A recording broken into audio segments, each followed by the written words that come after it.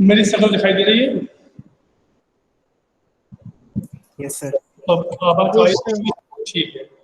तो आज बताइए, हमारा कल जो हमने जो आपसे किया था, मैंने आपको प्रैक्टिकल बताया था, किसी बच्चे का मैसेज भी आया था कि इसको कहाँ लिखना है। तो अभी तो इसको आप वहीं लिख लो जहाँ लिख रहे थे। अभी हमको कोई स्पेशल कॉपी बनाने की जरूरत नहीं है ना। लेकिन अब जैसे भी कोई नियम आएगा तो मैं आपको बता दूंगा, अब इसके बाद हम लोगों से भी कर लेंगे, है ना। सो कोई दिक्कत नहीं है। अब हम लोग आगे बढ़ते हैं और देखते हैं कि आज का टॉपिक क्या है। तो बच्चों, सबसे पहले मैं आपको ये बता दूं, इस चैप्टर में, हाँ, मीटर बेस मैंने आपको मतलब बता दिया था। एक और रह गया है, उसे हम बोलते हैं पोटेंशियोमीटर। बस ये बचा हुआ है, इसके बाद ये चैप्टर खत्म हो जाएगा। सो क्वेश्चन इज, तो फर्स्ट बेटा क्या हो गया, metre base. As you know what is metre base. Metre base एक इंस्ट्रूमेंट है, ये क्या करता है, पता जल्दी से, ये क्या करता है metre base? Unknown resistance, very good very good. Unknown resistance को फाइंड करता है। किस प्रिंसिपल पर काम करता है? Wheatstone bridge. बिल्कुल सही बात है। आज का हमारा जो नेक्स्ट टॉपिक है, ये फिर से बोल रहा हूँ, ये फिर से थ्योरी में भी था और प्रैक्टिकल में भी था। अब थ्योरी से इसको रिमूव कर दिया गया है, लेकिन प्रैक्टिकल में है। अब बात वही कि भैया ये तो इस तरह से चीटिंग भी की हमारे साथ में हुई है। अब मुझे ये बताओ, मैं तुमसे पूछना चाहता हूँ कि पोटेंशियोमीटर का प्रैक्टिकल मैं तुमको बिना थ्योरी पढ़ाए कैसे करवा सकता हूँ, बताओ। चलिए, कोई इसका आंसर देगा मुझे? सीरियस आंसर दो। क्या ये पॉसिबल है? ऐसी कोई टेक्निक है तो है अपने पास कि जिसमें मैं बिना उसको बताए हुए थ्योरी को प्रैक्टिकल संभव है?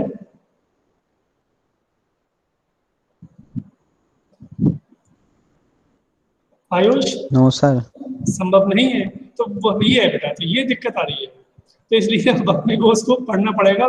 हाँ, अब यही है कि चूंकि प्रैक्टिकल में एक फायदा होता है कि वो हम लोग 3 घंटे का होता है, वही बैठ के करते हैं, तो उसमें फिक्स है, पता होता है, तो इसलिए ज़्यादा याद करने की जरूरत नहीं होती है। फिर भी थ्योरी में नहीं है, ये हमारे लिए अच्छी बात है। तो मैं शुरू करता हूँ पोटेंशियोमीटर।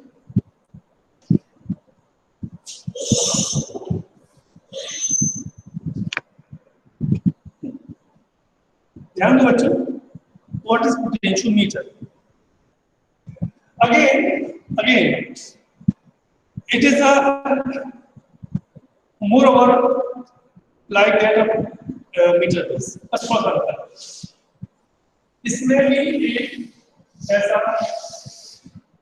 वुडन प्लांट होता है, लकड़ी का, लकड़ी का एक बड़ा सा तख्ती मान लो, ठीक है, वुडन। और इसमें क्या होता है कि यहां से यहां इसमें वायर लगे होते हैं, वायर एक ही वायर का 1 2 3 4 5 6 7 मिनिमम 6 होना चाहिए, मैक्सिमम 10 11 12 13 14 15 हो सकते हैं, लेकिन मिनिमम 5-6 होना चाहिए। लेकिन आइडियली हम इसमें रखते हैं 10। और इसकी जो लंबाई होती है वो पूरे वही 1 मीटर की होती है। तो दैट मीन्स इसमें एक वायर लगा होता है जो 10 मीटर का होता है। एक वायर होता है वो 10 मीटर, ठीक है। इस पोटेंशियोमीटर की एक बड़ी खास क्वालिटी है कि सबसे पहले हम जानेंगे कि ये किस प्रिंसिपल पर काम करता है। तो ध्यान देना, it's not based on the Wheatstone bridge, it is actually based on the potential gradient. It is depend on the potential gradient. Okay, so now question is, what is potential gradient? कौन बताएगा मुझे? हाँ, change in potential with respect to distance. बिल्कुल सही। यानी कि आपको ये पता है कि it is based on the potential drop, यानी कि जैसे जैसे हम लेंथ को बढ़ाते जाते हैं पोटेंशियल ड्रॉप होता जाता है उसे, और चूंकि ये चेंज हो रहा है पोटेंशियल में विद डिस्टेंस हो रहा है, इसे बोलते हैं potential gradient. So remember it is based on the potential gradient. The principle of potentiometer is based on the meter के potential gradient. Okay. अब इसमें मिनिमम 6 हो चुका हूँ मैं, मोर ओवर 10 वायर रहते हैं, यानी कि ये पूरा एक इलेक्ट्रिक वायर होता है जो 1 मीटर के सेगमेंट में भरा रहता है। ये वायर भी ठीक वैसे ही होता है, इसका बना होता है, it is also made by alloy. Alloy means वही कॉन्स्टेंटाइन और मैग्नीट और नाइक्रोम एटसेट्रा एटसेट्रा, बहुत सारे एलॉय होते हैं, इनमें से कोई एक होता है। ठीक है, अब इसमें करते क्या है, इसमें एक काम किया जाता है कि हम इसे किस प्रकार से इसको लगाएं। अब यहां पर ध्यान देना,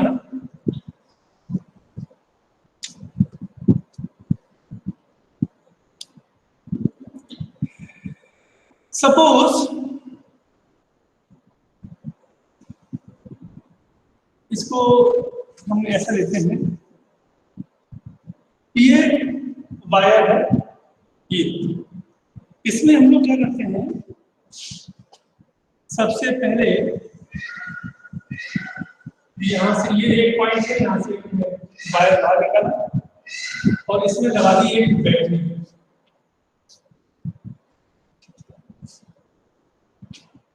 ठीक है, इसके बाद हम इसको आगे देंगे।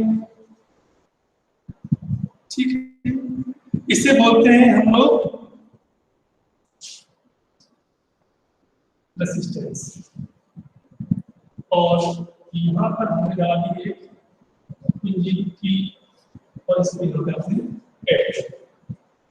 इसे बोलते हैं रियोस्टेट। जानते हैं बेटा, it is a variable resistance. जब आप किसी भी रेजिस्टेंस कैसे कर दो और उस पर लगा दो एरो, तो उसे बोल देते हैं वेरिएबल रेजिस्टेंस। इसका काम ये होता है कि ये रेजिस्टेंस को कम ज्यादा करता है, कम ज्यादा, मगर कितना करना ये नहीं पड़ता है, इसमें फिक्स वैल्यू नहीं मिलती है, बस मिल जाता है कुछ अंदाज से। अब ये लगा दिया आपने, और हम लोग क्या करते हैं, यहाँ पर एक लगाते हैं, फिर से वही इसे, और ये फिर से वायर लगा देंगे, ये वायर आपके हाथ में आ जाएगा। अब क्या होगा कि फिर से वही बात होगी, आपने इस पॉइंट में यहाँ लगा दिया, इस पॉइंट में लगाओ, इस पॉइंट में, तो ये किसी भी एक साइड है, तो क्या आपको पता है ये कैसा होता है, ये ऐसा 0 1 2 3 1 2 3 4, ये ठीक इसी तरह है। तो ये किसी भी एक तरफ बेंड होगा, आइदर लेफ्ट और राइट।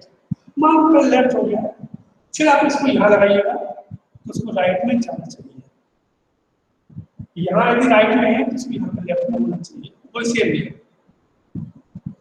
अब इसका मतलब क्या हुआ कि जो नल पॉइंट है वो कहीं बीच में है, और मान लो आप इसको किया, आपको ये पॉइंट यहाँ पर मिल गया, और मान लो एल लेंथ पे आ गया, कितने पे आ गया बेटा, एल लेंथ पर आपका वो आ गया। ठीक है, तो जब ऐसा हो जाएगा तो हम ये मान के चलेंगे कि let us consider the battery, जो भी आपको दी गई है हमारे पास, वो जो बैटरी है उस बैटरी का जो पोटेंशियल है वो भी है, और ये जो वायर है, इस वायर का जो एरिया है, जो सरफेस एरिया वो ए है, और लेंथ इसकी हम जो ही मानेंगे उसको हम बाद में ले लेंगे।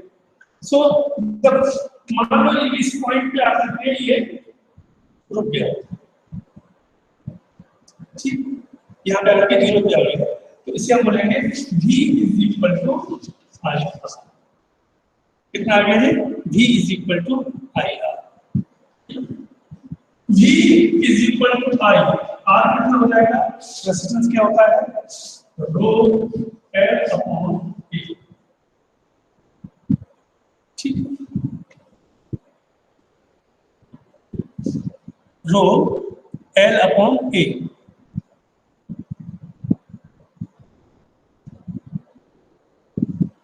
अब इस पूरे सर्किट में आप देख सकते हो रो कांस्टेंट है, एरिया कांस्टेंट है, करंट भी कांस्टेंट है क्योंकि सीरीज में है। तो जो ये सब कुछ कांस्टेंट में हो गया तो क्या जाएगा? V proportional to L। क्या आ गया? V proportional to L। तो आप यहां से क्या बोल सकते हैं? आप बोल सकते हैं कि potential drop is directly proportional to the balancing length. मतलब जैसे जैसे लेंथ बढ़ती जाएगी पोटेंशियल उतना ज्यादा ड्रॉप होता चला जाएगा। So that is called, so this is the principle of potentiometer. Here one thing remember, potentiometer has a lot of work, उसके बहुत सारे काम होते हैं। उसका पहला काम ध्यान सुनो, to calculate the internal resistance of the cell or battery। इस पोटेंशियोमीटर से हम किसी भी सेल का इंटरनल रेजिस्टेंस निकाल सकते हैं। At the same time, we can compare two cells. The electromotive force of the cell may be compared with this instrument। हम किसी भी दो जो भी हमारे पास जो भी दिए हुए हैं हम उन्हें भी कंपेयर कर सकते हैं। ऐसे बहुत सारे काम होंगे। तो इसमें जो सबसे पहला उसका नाम है, मेरा जो टॉपिक है आपका कि कंपैरिजन ऑफ ईएमएफ। इस हेडिंग का तो क्या लोगों, comparison of EMF of two cells by using potentiometer.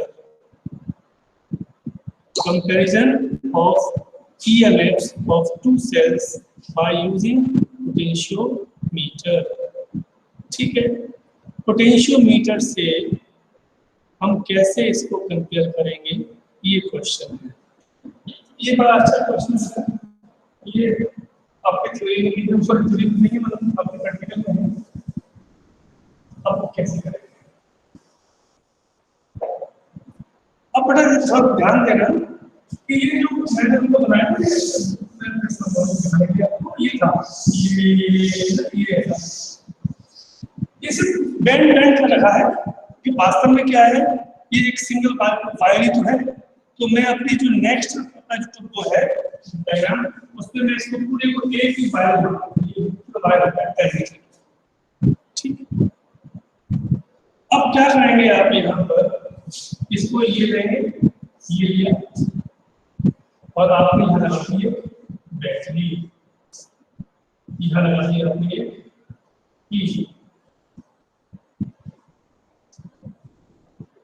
ये क्या हो गया, ये बैटरी है।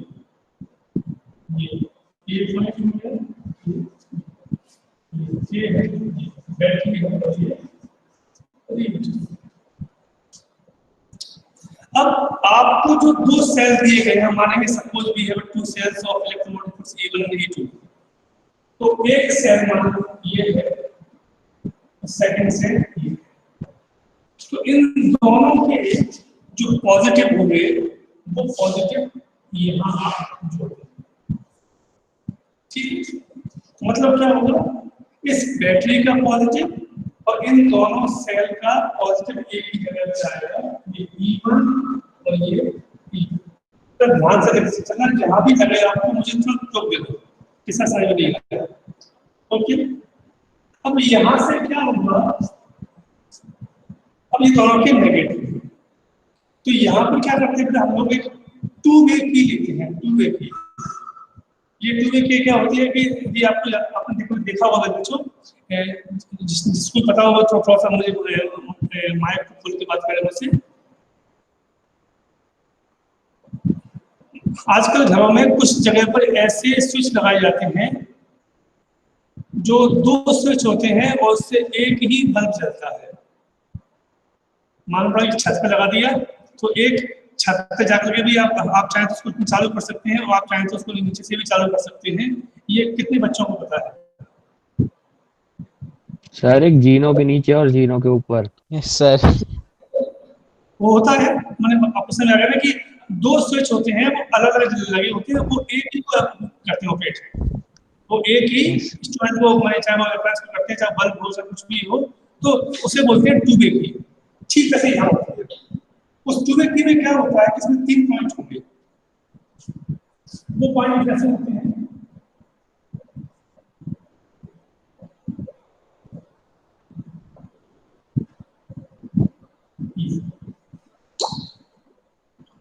तो एक जगह पे आपने इसको जोड़ दिया, एक जगह पे इसको, और तो थर्ड पॉइंट पे यहाँ आपको वही फिर से आ जाए, क्या है ये गैप, तो ये आपको पॉइंट। अब इसमें क्या होता है कि ये आपका सर्किट तैयार हो गया है, ये ध्यान देना, हम इन दोनों का इलेक्ट्रोमोटिव फोर्स कंपेयर कर रहे हैं, ठीक है। अब कैसे होगा, मैं एक एग्जांपल देके बताना पूछना चाहता हूँ। इस एग्जांपल को आयुष और श्रेयस, चलो तुम दोनों से पूछता हूँ। नहीं, आयुष और श्रेयस में एग्जांपल है, और मैं पूछता हूँ तीशा मीना से। तीशा, वो बोले भाई Tisha, yes sir, yes sir. बेटा एक क्वेश्चन पूछना है मुझे ये देखना है, ये पता लगाना है कि श्रेयस और आयुष में से किसमें ज्यादा ताकत है।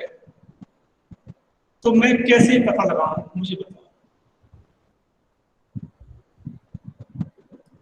मुझे क्या करना चाहिए?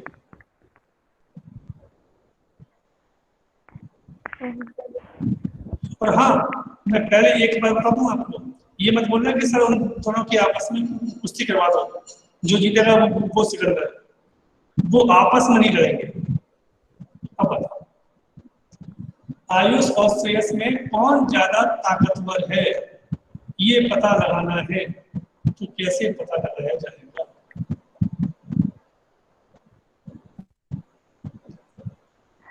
कोई आइडिया?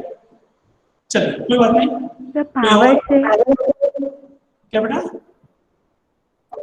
सर पावर, हाँ, मतलब कैसे? किसमें कितनी मुझसे पावर कौन में है? ज्यादा ताकत है, कौन पावरफुल है, कैसे पता लगाओ? सर जो ज्यादा देर तक कोई वेट उठा सके। नहीं, उसमें भी मजा नहीं आएगा। तो उसमें भी क्या होगा कि वेट तो लेके आने पड़ेगा ना आपको, दोनों के लिए अलग अलग। और कोई बताओ सर क्वेश्चन एक बार। क्वेश्चन, क्वेश्चन फिर से पूछूं? यस सर, एक बार थोड़ा मैं ये डिटेल कह में। रहा हूँ कि चलो मैं उसको हटा रहा हूँ ताकत को, मैं अपने सिंपल्स पे आता हूँ कि मुझे ये पता लगाना है कि श्रेयस और आयुष में से कौन ज्यादा इंटेलिजेंट है फिजिक्स में। तो मैं कैसे पता लगाऊं? अब बोलो। सर जो सर जल्दी एक आंसर पेपर दे। बनाओ बढ़िया सा, हाँ, उसमें जिसके ज्यादा मार्क्स आ जाए लिमिटेड टाइम में वो। ठीक है, ये भी तरीका हो सकता है। और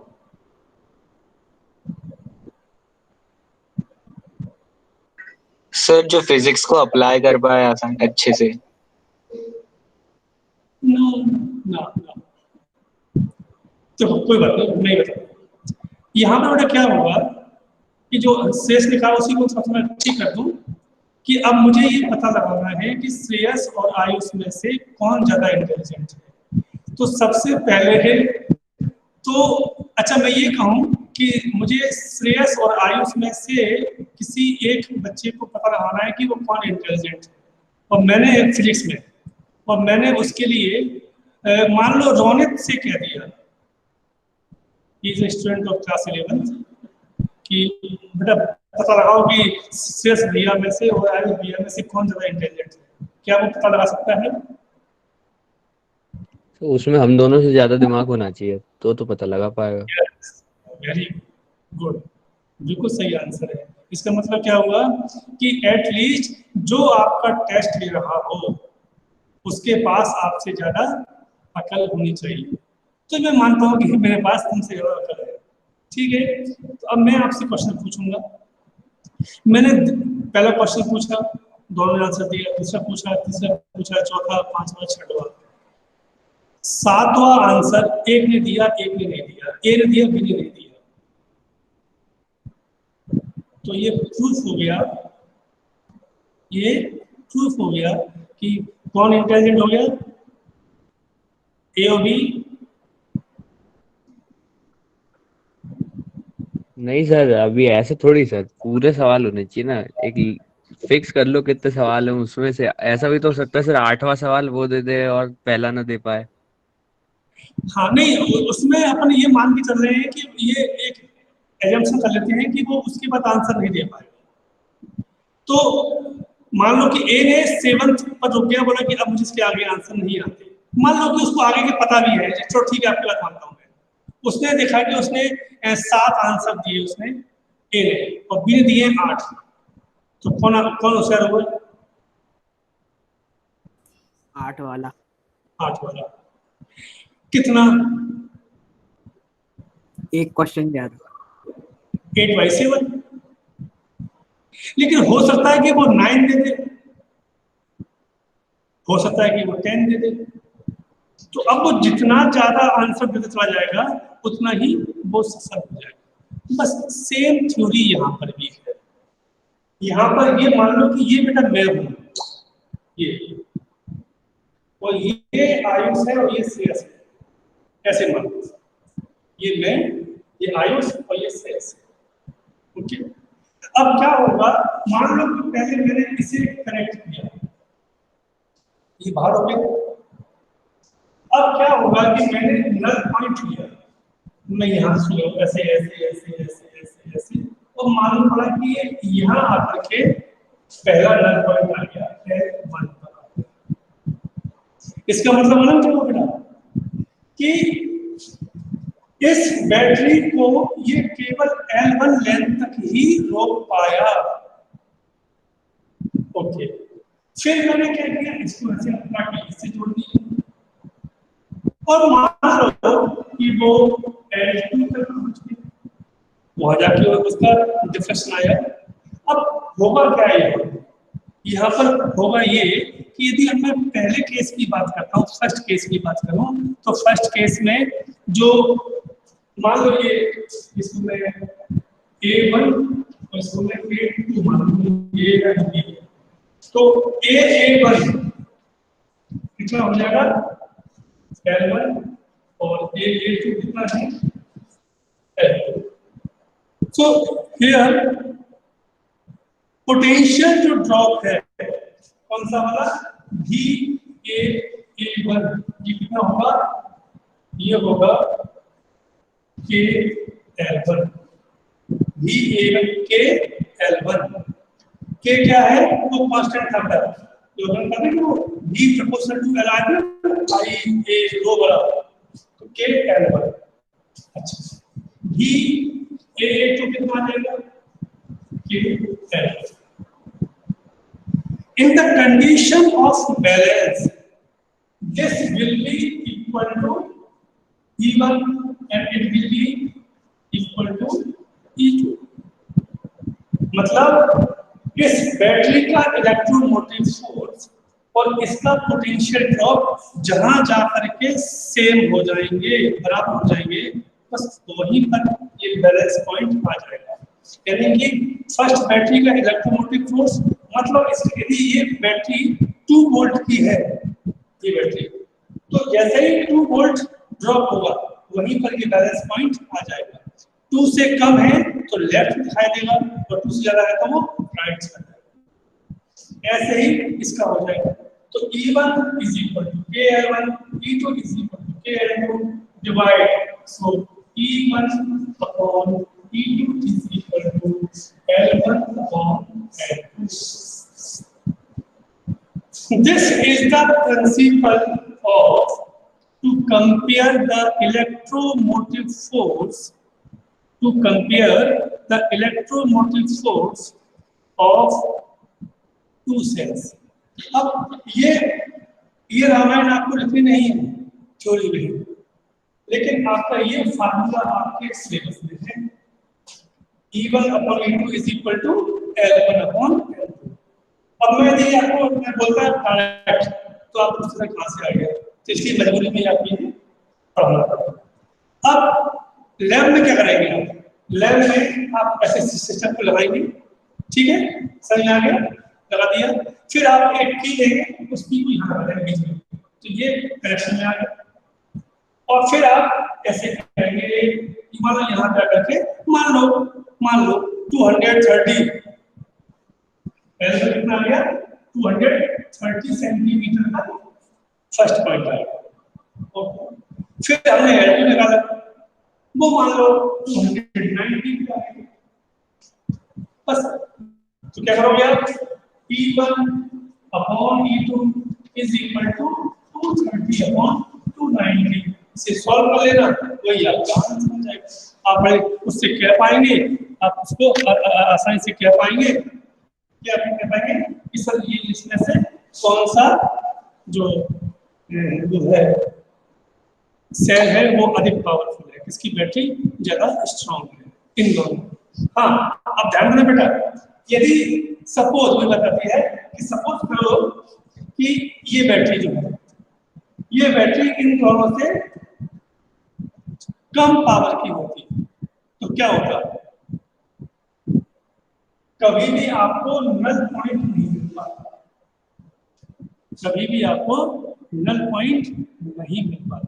क्यों? क्योंकि ये बड़ी है तो हमेशा, अब जैसे कि मैंने आपसे कहा था कि एक 11th का बच्चा आयुष से प्रश्न पूछ रहा है, वो क्वेश्चन श्रेयस से पूछ रहा है, तो ये कंफर्म है कि चूंकि आयुष और श्रेयस दोनों को ही उस 11th के बच्चे से ज्यादा नॉलेज है, तो जितने ही प्रश्न पूछेगा उसके आंसर वो दे देंगे। क्यों? क्योंकि उसने अभी 11th शुरू किए पढ़ना, और आपको तो पढ़े हुए 1 साल हो चुका है, तो आप उसके हर क्वेश्चन का आंसर दे दोगे। यानी कि कभी भी वो आप में से तय नहीं कर सकता कि आयुष या श्रेयस में से कौन अच्छा फिजिक्स पढ़ रहा है। उसके लिए आवश्यक क्या है कि उसकी बैटरी नल पॉइंट करनी है। This is simple example to only for understand कि हम इसे कैसे करते हैं। ये एक लास्ट प्रैक्टिकल था जो हमें करना था इस चैप्टर में। तो यहाँ से आपके 2 प्रैक्टिकल हैं, बेटा मैं आपको बता दूं। पहला प्रैक्टिकल हो गया कौन सा, मीटर बेस, जो आपको करेंगे। मैं जल्दी कोशिश करूंगा कि कम से कम आपको मैं यहाँ से इसका डेमो दे पाऊँ, तो आप थोड़ा समझ पाए कि जॉकी क्या होती है, की क्या होती है, गैल्वेमीटर होता कैसा है, वोल्ट मीटर कैसा होता है, एमीटर कैसा होता है, रेसिस्टेंस कैसे होते हैं, रियोस्टेट कैसे होते हैं, ये आपको आगे लग जाएगा। तो मैं जल्द ही, हो सकता है पॉसिबल है कि मैं नेक्स्ट जो हमारा थर्सडे पड़ेगा, क्योंकि हमारे 2 पीरियड लगातार होते हैं, तो उस दिन मैं करवाता हूँ। तो ये हो जाएगा कि हमारा ब्रेक नहीं होगा बीच में, फिर हम लगातार ही पढ़ते रहेंगे 2 पीरियड तक। इसमें हमको इस चैप्टर में 3 प्रैक्टिकल है बेटा। फर्स्ट प्रैक्टिकल, सॉरी माफ करना, 4। फर्स्ट है ओम्स लॉ। चूंकि ओम्स लॉ तो आपकी थ्योरी में है, तो थ्योरी में भी है, प्रैक्टिकल में भी है, ये करवाना है मुझे। यहाँ भी आप क्या करेंगे, to verify the Ohm's law, पहला प्रैक्टिकल है आपका। दूसरा जो मैंने कल बताया था आपको, वो था to calculate the resistance of unknown resistor with the help of metre bridge. तीसरा मैंने अभी आपको बताया, to compare electromotive force of two cells, ये हो गया तीसरा, with the help of potentiometer. चौथा भी पोटेंशियोमीटर का ही है कि calculate the potentio internal resistance of cell, internal resistance of cell with the help of potentiometer. यानी कि दो प्रैक्टिकल हो गए पोटेंशियोमीटर के। पहला कौन सा है, कंपेयरिंग ईएमएफ, दूसरा internal resistance of cell, third metre base और फोर्थ ओम्स लॉ। ये अभी तक जितना भी हमने पढ़ा है फर्स्ट डे से लेकर आज तक, इतने हिस्से में से आपके जो कुल 16 जो प्रैक्टिकल्स हैं, 15-16 जो प्रैक्टिकल्स हैं, उसमें से ये 4 प्रैक्टिकल आपके अब तक जो मैंने पढ़ाया था उसमें से है, ध्यान देना। 4 प्रैक्टिकल्स आज तक कितने जो भी हैं, तो मैं ये कोशिश करूंगा कि जल्दी ही मैं आपको ये प्रैक्टिकल्स का डेमो दे दूं, जिससे कि मैं आपकी एक एक रीडिंग लेके दिखा दूंगा यहाँ से, तो जिससे कि आप इसे नोट कर लेना घर पर, और जब भी भगवान ने मौका दिया आप लोग स्कूल में आएंगे तब मैं फिर आपको इसका पर्सनली आपको डेमो देके दिखा दूंगा, ठीक है। तो अब ये चैप्टर, यहाँ से चैप्टर भी खत्म हो रहा है, टॉपिक भी खत्म हो रहा है, ऑलमोस्ट ये सब कुछ खत्म हो गया। और ये मान लो कि हम लोग करंट इलेक्ट्रिसिटी को पूरा खा पी चुके हैं। अब ये और देखेंगे कि कुछ चीज छूट नहीं गई है। सर ये रियोस्टेट क्या होता है? हाँ मैं सब बताऊंगा, ओके एक मिनट। हाँ, रियोस्टेट एक इंस्ट्रूमेंट है जिसका मतलब होता है वेरिएबल रेसिस्टेंस, यानी कि एक ऐसा instrument with the help of that we can change the value of resistance but not in a fixed amount। ये मैं क्यों कह रहा हूँ कि हमारे पास 2 इंस्ट्रूमेंट होते हैं, एक होता है रियोस्टेट और एक होता है resistance box. So resistance box is also provide the resistance of different value, यानी कि वो भी एक तरीके का दिखाया तो वेरिएबल रेजिस्टेंस होता है, मगर उसमें फिक्स वैल्यू होती है।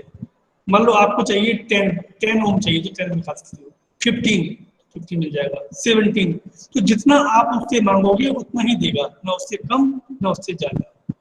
लेकिन जो रियोस्टेट होते हैं ये आपको लमसम अमाउंट में कम ज्यादा कर देते हैं, यानी कि इससे आप रेजिस्टेंस को बढ़ा सकते हो और इसको घटा सकते हो।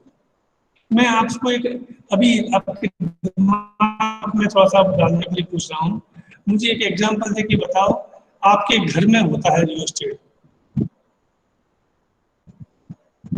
सब लोग इसको यूज करते तो पंखे का स्पीड वाला एडजस्टर। बस क्या बात है, सही पकड़ा है, वेरी गुड। वो जो आपके मतलब खट खट घुमाते हैं हम लोग, what is this? This is rheostat. वो जो है जब आपने कहा ना कि 1 2 3 4 5 होती है स्पीड, 5 पे उसकी स्पीड बढ़ जाती है बहुत तेजी से, राइट। तो जब वो फर्स्ट पे होता है मतलब उसकी स्पीड कम है, इसका मतलब मालूम है क्या है? इसका मतलब ये है कि वो हाई रेसिस्टेंस प्रोवाइड कर रहा है, ठीक है। अब क्या हुआ थोड़ी देर के बाद, क्या हुआ कि आपने 2 पे कर दिया तो स्पीड बढ़ गई, इसका मतलब मालूम क्या हुआ कि अब आपने थोड़ा उसका रेजिस्टेंस कम कर दिया, 3 पर और कम कर दिया, 4 पर और 5 पर जब उसकी स्पीड बढ़ेगी इसका मतलब आपने रेजिस्टेंस सबसे कम कर दिया।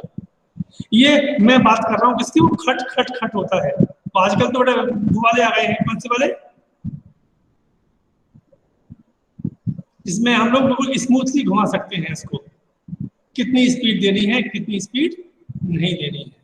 तो ये जो आपके घरों में लगे हुए मिक्सी में जो 1 2 3 4 5 के स्विच होता है ना, ये सभी these are the example of rheostat. तो रियोस्टेट का मतलब होता है instrument with the help of that we can change the resistance. हमें किसी भी सर्किट में रेजिस्टेंस को कम ज्यादा करना होता है तो उसे हम कहते हैं रियोस्टेट, और उसका सिंबल है जो बना हुआ है ये, और इसे आर एच कहते हैं क्योंकि इसकी जो स्पेलिंग है वो R H E O S T A T होती है, तो उसको हमने आर एच ले लिया है। ध्यान देना बेटा, ये सर ये जो है this is the symbol of resistance, मगर इसमें आपने ऐसे एल लगा दिया, ऊपर या नीचे कहीं लगा दो कोई फर्क पड़ता नहीं है, तो ये लगा दिया आपने, तो ये क्या बन गया, रियोस्टेट। हाँ बेटा बोलो। सर घर में जो फैन होता है तो सर वो उसका रेगुलेटर सर उसका तो फिक्स्ड होता है ना रेजिस्टेंस, मतलब 1 का कम होगा। बन का कम होगा, मैंने आपसे कहा कि ये एक तरह का एग्जाम्पल दिया है, परफेक्ट एग्जाम्पल, लेकिन वो क्यों है, क्योंकि आपको ये पता है केवल कि उसका रेजिस्टेंस फिक्स है, क्योंकि आपसे पूछो कितना है बताओ मुझे, पता है, नहीं पता, मुझे भी पता नहीं है। तो जिसकी वैल्यू पता ना हो, बस रेसिस्टेंस है, तो उसे बोलते हैं रियोस्टेट। लेकिन जब उसकी वैल्यू पता पड़ जाए कि भाई इसमें से इतना ही निकल रहा है बाहर, तो उसे बोलते हैं रेसिस्टेंस बॉक्स। नेक्स्ट जब भी मेरा हमारी मीटिंग होगी मैं कोशिश करूंगा कि वो दोनों इंस्ट्रूमेंट आपको दिखा दूंगा, तो आपकी समझ में आ जाएगा कि इनका क्या मीनिंग है, ठीक है ना, बिल्कुल कोशिश करूंगा। हाँ नेक्स्ट क्वेश्चन।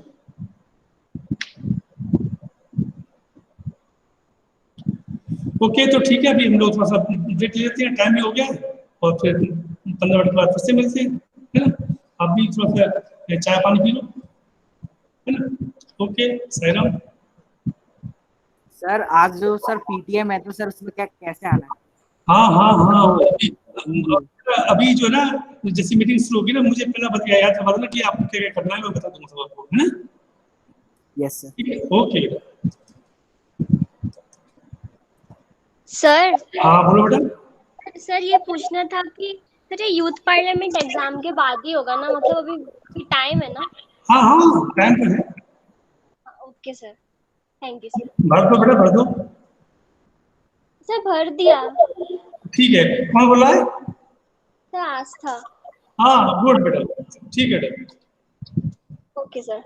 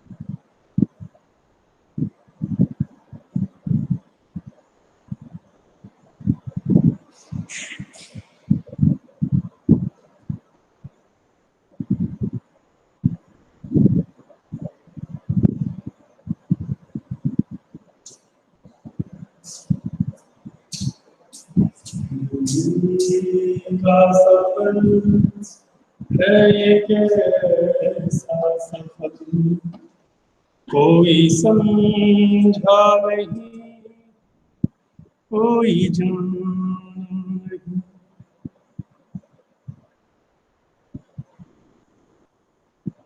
जिंदगी का सफल